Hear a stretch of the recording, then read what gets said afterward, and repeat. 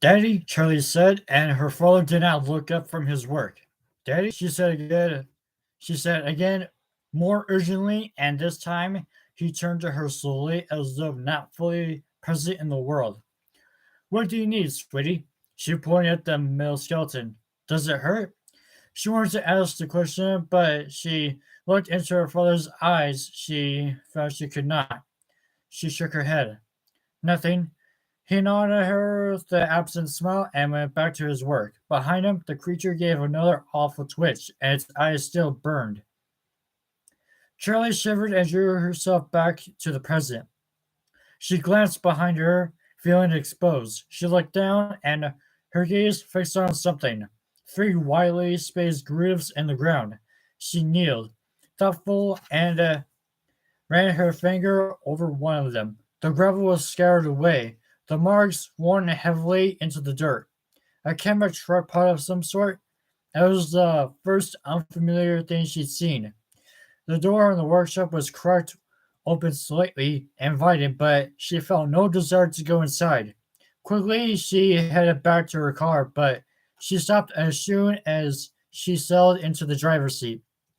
Her keys were gone, having probably fallen out of her pocket somewhere inside the house.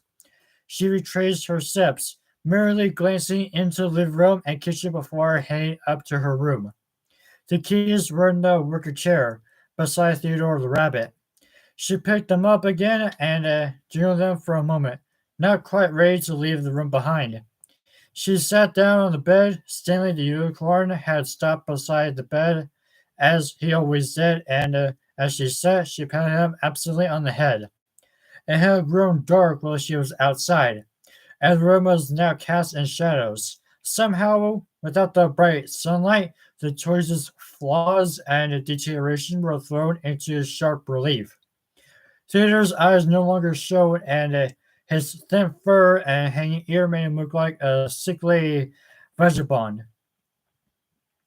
When she looked down at Stanley, the rust around his eyes made him look like hollow sockets, and his bare teeth, which she had always thought of as a smile, became the awful, knowing grin of a skull.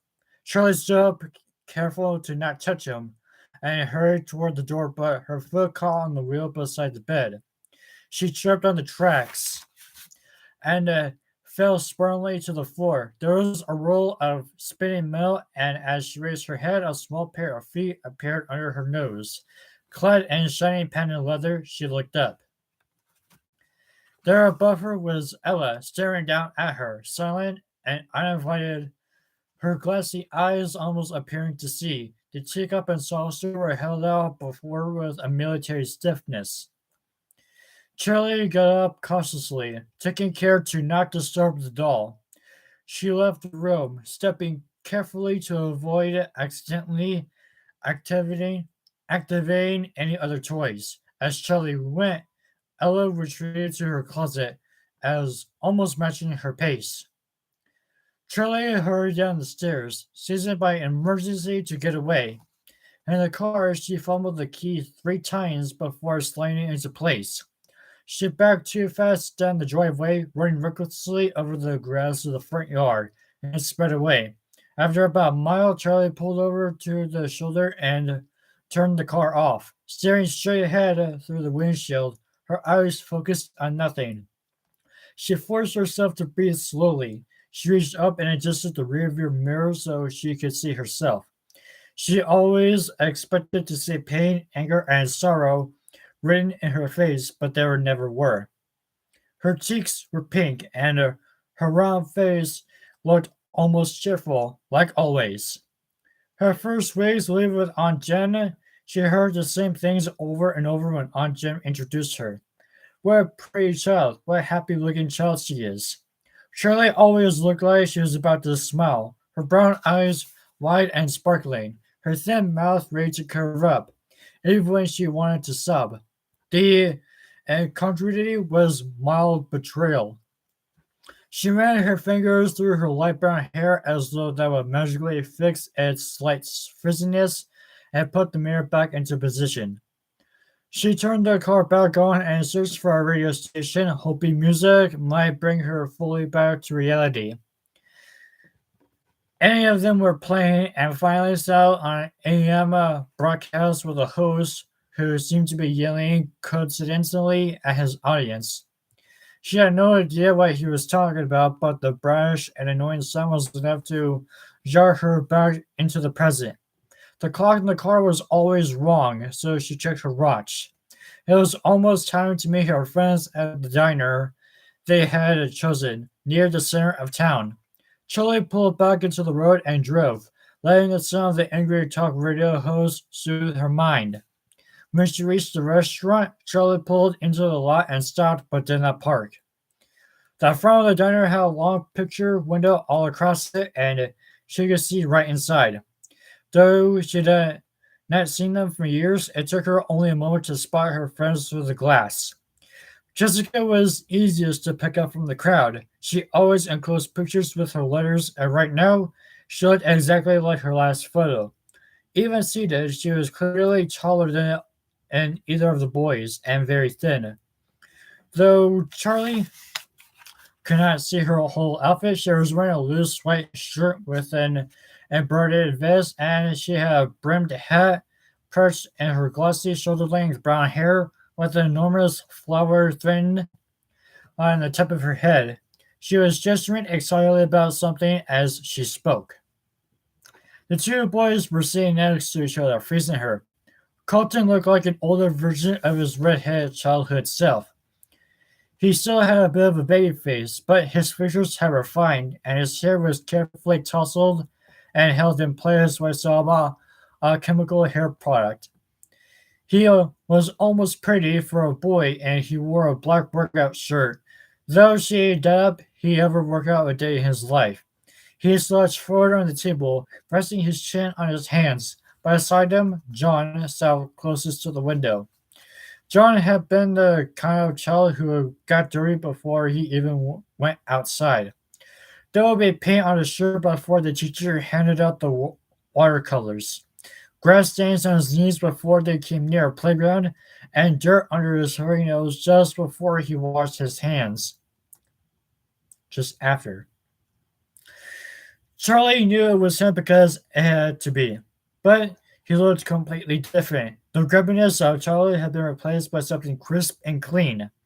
He was wearing a neatly pressed light green button-down shirt, the sleeves rolled up and the collar open, preventing him from looking too uptight.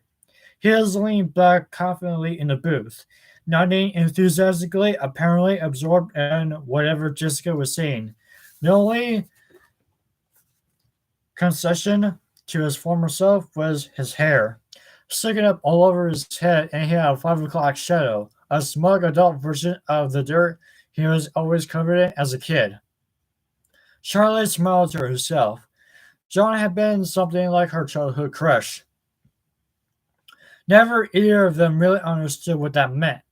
He gave her cookies from his Transformers lunchbox, and once in kindergarten, he took the blame when she bought the glass jar that held colored beads for arts and crafts. She remembered the moment where it slipped from her hands and she watched it fall.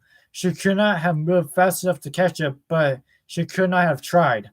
She wanted to see it break. The glass hit the wet floor and shattered into 1,000 pieces, and the beads scattered many colors among the shards. She thought it was beautiful, and then she started to cry. Joanna had a note sent home to his parents, and then she told him, "Thank you." He had winked at her with an irony behind his ears. Simply said, "For what?" After that, John was allowed to come to her room. She let him play with Stanley and Theodore, watching anxiously the first time he learned to press the buttons and make them move. She would be crushed if he didn't like them. Knowing instinctively, it would make her think less of him. They were her family, but John was fascinated as soon as she saw them. He loved her mechanical toys, and she loved him. 2 years later, behind a tree beside her father's workshop, she almost let him kiss her, and then it happened, and everything ended, at least for Charlie. Charlie shook herself, forcing her mind back to the present, looking again at Jessica's polished appearance. She glanced down at herself. Purple t-shirt, denim jacket, black jeans, and combat boots. and it felt like a good choice this morning, but now she wished she had chosen something else. This was all you ever wear, she reminded herself. She parked and locked the car behind her, even though people in Hurricane did not usually lock their cars. Then she went into the diner to meet her friends for the first time in 10 years. The warmth, noise, and light of the restaurant hit her in a wave as she entered. For a moment, she was overwhelmed, but Jessica saw her pause in the doorway and shout her name. Charlie smiled and went over. Hi, she said awkwardly, flicking her eyes at each of them, but not fully making contact. Jessica scooted over on the red vinyl bench and patted the seat beside her. Here, sit, she said. I was just telling John and Carlton about my glorious life. She rolled her eyes as she said it, managing to convey both self depreciation and the sense that her life was truly something exciting. Do you know Jessica lives in New York? Carlton said. There was something careful about the way he spoke, like he was thinking about his words before he formed them. John was silent, but he smiled at Charlie anxiously. Jessica rolled her eyes again, and with a flash of deja vu, Charlie suddenly recalled that this was had been a habit even though they were children. 8 million people live in New York, Carlton. It's not exactly an achievement, Jessica said. Carlton shrugged. I've never been anywhere, he said. I didn't know you still live in town, Charlie said. Where else am I going to live? My family have been here since 1896, he added, deepening his voice to mimicking his father. Is that even true? Charlie asked. I don't know. Carlton said it was unregistered. Could be. Dan ran for mayor for 2 years ago. I mean, he lost, but still, who runs for mayor? He made a face. I swear, the day I turn 18, I am out of here. Where are you going to go? John asked, looking seriously at Carlton. Carlton met his eyes just as serious for a moment. Abruptly, he broke away and pointed out the window, closing one eye as if to get his aim true. John raised an eyebrow as he looked out the window, trying to follow the line Carlton was pointing to. Charlie looked too. Carlton wasn't pointing at anything. John opened his eyes to say something, but Carlton interrupted. Or, he said as he smoothly pointed to the opposite direction. Okay, John scratched his head, looking slightly embarrassed. And we're right, he added with a laugh. Where's everyone else? Charlie asked, peering out the window and searching the parking lot for new arrivals. Tomorrow, John said. They're coming tomorrow morning. Jessica jumped in to clarify. Marla's bringing her little brother. Can you believe it? Jason? Charlie smiled. She remembered Jason was a little bundle of blankets with a tiny red face picking out. I mean, who wants a baby around? Jessica adjusted her hat primly. I'm pretty sure he's not a baby anymore, Charlie said stiffly, a laugh. Practically a baby, Jessica said. Anyway, I booked this room at the motel down the highway. It was all I could find. The boys are staying with Carlton. Okay, Charlie said. She was vaguely impressed by the Jessica's organization, but she wasn't happy about the plan. She was loath to share a room with Jessica, who now seemed like a stranger. Jessica had become the kind of girl who intimidated her, polished and immaculate, speaking as though she had everything in life figured out. For a moment, Charlie considered going back to her old house for the night, but as soon as she thought of it, the idea repelled her. That house, a night, was no longer the province of the living. Don't be dramatic, she scolded herself, but now John was speaking. He had a way of commanding attention with his voice, probably because he spoke less often than everyone else. He spent most of his time listening, but not out of reticence. He was gathering information, speaking only when he had wisdom or sarcasm to dispense. Often it was both at once. Does everyone know what's happening tomorrow? They were all silent for a moment, and the waitress took the opportunity to come over for the order. Shirley flipped quickly through the menu, her eyes not really focusing on the words. Her turn to order came much faster than she was expecting, and she froze. Eggs, she said at last. The woman's hard expression was still fixed to her, and she realized she had not finished. Scrambled wheat toast, she added, and the woman went away. Shirley looked back down at the menu. She hated this about herself. When she was caught off guard, she seemed to lose all ability to act or process what was on what was going on around her. People were incomprehensible. Her demands alien. Ordering dinner shouldn't be hard, she thought. The others had begun their conversation again, and she turned her attention to them, feeling like she had fallen behind. Do we even say to his parents? Jessica was saying. Carlton, do you ever see them? Charlotte asked. Not really, he said. Around, I guess, sometimes. I'm surprised they stayed in Hurricane, Jessica said with a note of worldly disapproval in her voice. Charlie said nothing, but she thought, how could they not? His body had never been found. How could they not have secretly hoped this might have come home? No matter how impossible they knew it was. How could they live the only home Michael knew? It would mean really finally giving up on him.